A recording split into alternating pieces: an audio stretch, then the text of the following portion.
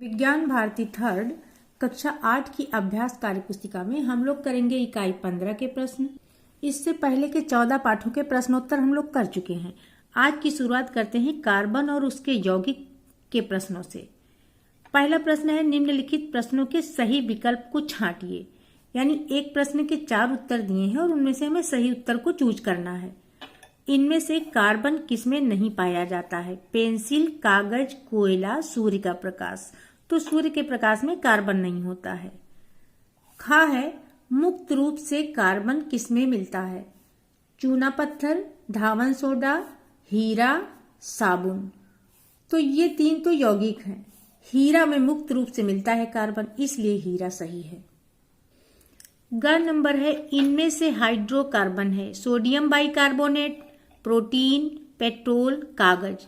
तो पेट्रोल है hydrocarbon. Number है, प्रयोगशाला में बनने वाला पहला कार्बनिक यौगिक है काजल, मेथेन, यूरिया, गोबर गैस। तो यूरिया है पहला कार्बनिक यौगिक जो प्रयोगशाला में बनाया गया है। अंगा नंबर है, असंतृप्त हाइड्रोकार्बन का उदाहरण है मेथेन, एथिलीन, एथेन, प्रोपेन। देखिए एन वाले तो संतृप्त हाइड्रोकार्बन के हैं, इसलिए एथिलीन असंतृप्त हाइड्रोकार्बन का उदाहरण हो गया। प्रश्न 2 में सत्य असत्य छांटकर बॉक्स में लिखना है। क है, प्रकृति में कार्बन के सबसे अधिक यौगिक पाए जाते हैं। हाँ सत्य है ये। कार्बन का प्रतीक Ca है? नहीं, Ca तो कैल्शियम का है, इसलिए ये गलत हो गया। ग्रेफाइट कार्बन का क्रिस्टलीय रूप है? हाँ सही है। लकड़ी का कोयला कार्बन का अपर रूप नहीं है, ये गलत है, क्योंकि लकड़ी का कोयला भी कार्बन का अक्रिस्टलीय अपर रूप है। क्रिस्टलीय रूप में कार्बन परमाणु निश्चित क्रम में व्यवस्थित होते हैं, एकदम सही है। तीसरा प्रश्न है, क्या बनता है जब लकड़ी को आंशिक रूप से जलाते हैं? तो लकड़ी का कोयला बनता है, इसी को कास्ट चारकोल कहते हैं। जलते दिए की लौ के ऊपर उल्टा चम्मच रखते हैं तो उस पर कालिख बनती है, इसे हम लैंप ब्लैक भी कह सकते हैं। ग है, चीनी तथा सांद्र गंधक के अम्ल यानी सल्फ्यूरिक अम्ल को मिलाते हैं तो क्या होता है? शुगर चारकोल बनती है, इसी को कैरामेल भी बोलते हैं। आगे है, मोम को वायु की सीमित मात्रा में जलाते हैं तो इससे भी लैंप ब्लैक या कालिख बनती है। फिर आगे है, अमोनियम साइनेट को गर्म करते हैं, अमोनियम साइनेट को गर्म करने से यूरिया बनती है। जानवरों की हड्डियों का भंजक आसवन किया जाता है तो इससे बनता है जंतु चारकोल। चौथा प्रश्न है, कारण बताइए। जहां लकड़ी का चूल्हा जलता है उस जगह पर आंखों में जलन होती है, जबकि जहां गैस का चूल्हा जलता है वहां ऐसा नहीं होता है। तो लकड़ी के अपूर्ण दहन के कारण धुआं उत्पन्न होता है, धुआं में होती है CO2 गैस, जिससे आंखों में जलन होने लगती है। आगे है, हम पेंसिल से कागज पर ठीक प्रकार से लिख पाते हैं किंतु कोयले से नहीं। तो पेंसिल की लीड ग्रेफाइट की होती है जो कि नरम और चिकनी होती है, जबकि कोयला कठोर और भंगुर होता है, इसलिए ठीक से हम नहीं लिख पाते कोयले से। हीरा क्यों सबसे कठोर प्राकृतिक पदार्थ है? तो हीरे में सभी कार्बन परमाणु बहुत शक्तिशाली बंध द्वारा जुड़े होते हैं, एकल बंध से जुड़ते हैं और इसलिए वो बहुत शक्तिशाली बंध होते हैं, इसीलिए वो सबसे अधिक कठोर पदार्थ होता है। घ नंबर कह रहा है, कोयले की खानों में विस्फोट क्यों होता है? तो खानों में मेथेन गैस बनती है, ये यहाँ मात्रा गलत लग गई है। यदि दबाव बढ़ जाता है तो इसी के कारण विस्फोट हो जाता है। प्रश्न 5 कह रहा है कि 6 कार्बनिक और 6 अकार्बनिक पदार्थों के नाम लिखिए। पहले हमें कार्बनिक पदार्थों के नाम लिखना है, तो इसमें हमने लिख लिया है चीनी, यूरिया, सिरका, एल्कोहल, मेथेन, कार्बोहाइड्रेट। इसके अलावा हम कुछ और भी लिख सकते हैं। अब जरूरी नहीं है कि हम यही सारे उत्तर लिखें। ख खंड है, अकार्बनिक पदार्थ लिखना है इसमें हमें, तो इसमें हो गया sodium chloride, calcium carbonate, hydrochloric अम्ल, कार्बन डाइऑक्साइड, नाइट्रिक अम्ल, अमोनिया।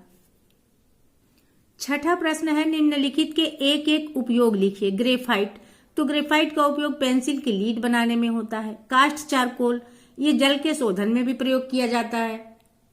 जंतु चारकोल का उपयोग है चीनी उद्योग में गन्ने के रस को रंगहीन करने के लिए।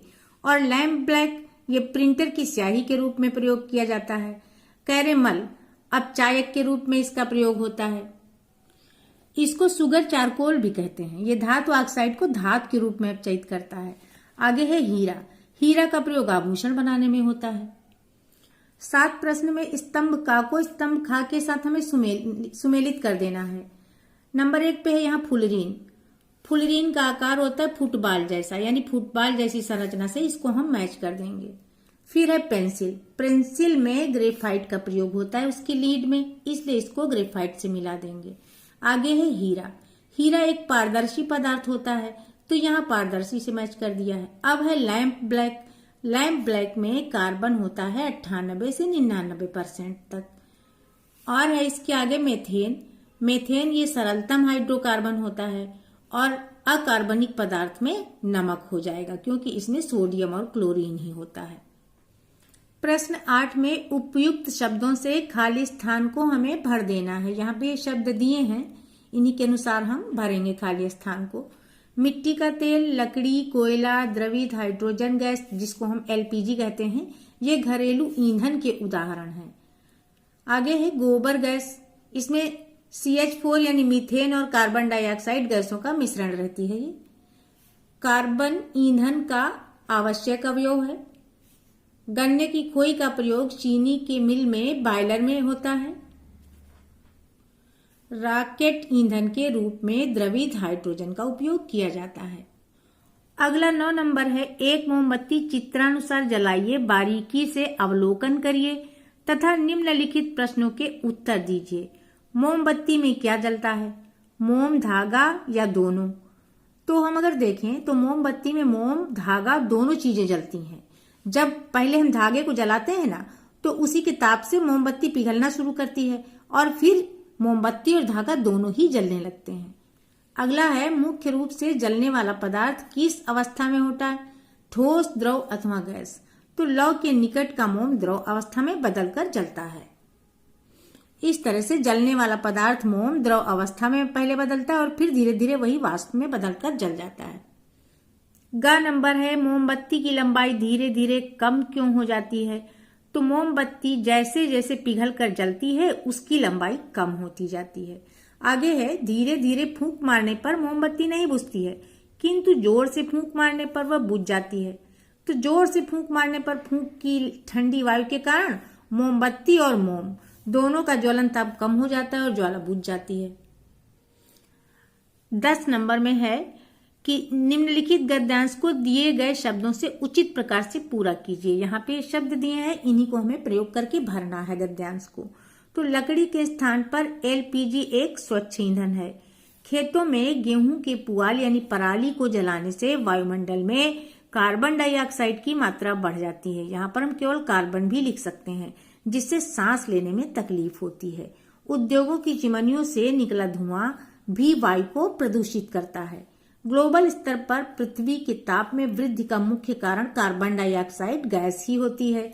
इसे कम करने के लिए पेड़ पौधे लगाना तथा सौर ऊर्जा को ईंधन ऊर्जा के विकल्प के रूप में प्रयोग करना चाहिए। 11 नंबर के प्रश्नों का उत्तर संक्षेप में देना है हमें। पेट्रोलियम को द्रव सोना या लिक्विड गोल्ड क्यों कहा जाता है? तो पेट्रोलियम किसी राष्ट्र के लिए सोने से भी अधिक कीमती है। किसी राष्ट्र की उन्नति के लिए पेट्रोलियम अत्यंत महत्वपूर्ण है, इसलिए इसे द्रव सोना भी कहा जाता है। खलिहानों में लगी आग को कैसे बुझाया जाता है? दहनशील पदार्थों को हमें तत्काल हटा देना चाहिए। यानी अगर खलिहान में फसल लगी है, जिस फसल में आग लगी है, उसके इर्द गिर्द की जो फसल रखी हुई है उसे हमें तत्काल हटा देना है। बालू तथा जल को आग पर डाल करके हमें बुझाने का प्रयास करना है और अग्निशमन यंत्र को बुलाकर उससे कार्बन डाइऑक्साइड का प्रवाह करके हम जल्दी से खलिहानों की आग को बुझा सकते हैं। आगे है, एलपीजी में एथिल मरकैप्टन क्यों मिलाया जाता है? तो एलपीजी के रिसाव का पता लगाने के लिए इसमें गंध वाला पदार्थ मेथिलमरकैप्टन मिलाया जाता है, क्योंकि एलपीजी गंधहीन होती है। इस पदार्थ के मिलाने से हमें गैस की लीकेज का पता चल जाता है। जैसे ही बुरी सी स्मेल आने लगती है गैस की, तो हम पहचान जाते हैं कि गैस में लीकेज है। आगे है, उदाहरण को देखते हुए हीरा तथा ग्रेफाइट से सही तीर लगाकर सूची का मिलान कीजिए। यहाँ पर ग्रेफाइट के गुण और हीरा के गुण दोनों के लिखे हैं, हमें पहचान करके मिलान करना है। जैसे इन्होंने ग्रेफाइट को लिख दिया है अपारदर्शी, तो इसके साथ साथ इसका प्रयोग बैटरी में होता है और ये चमकहीन होती है, मुलायम होती है, पारदर्शी होती है और द्विविमीय होती है। इसी तरह से अगर हम हीरा को देखें तो हीरा पारदर्शी होता है, त्रिविमीय होता है, इसकी संरचना जो है वो त्रिविमीय होती है। इसका प्रयोग आभूषण में किया जाता है, ये चमकदार होता है और कठोर होता है। तो वैसे ही हमको मिला देना है एरो से। अगला प्रश्न है, खनिज पेट्रोलियम के प्रभाजी आसवन से प्राप्त होने वाले विभिन्न उपयोगी अवयवों को उनके कार्बन परमाणु संख्या से मिलान कीजिए। पेट्रोलियम का प्रभाजी आसवन करने का मतलब है कि उसके विभिन्न अवयवों को अलग अलग करना। तो ये उनकी कार्बन संख्या और क्वथनांक के आधार पर अलग अलग किए जाते हैं। तो यहाँ पर हम देख रहे हैं डीजल, पेट्रोलियम से ही हमको प्राप्त होता है डीजल। डीजल में होती है कार्बन परमाणु की संख्या 14 से 20 तक।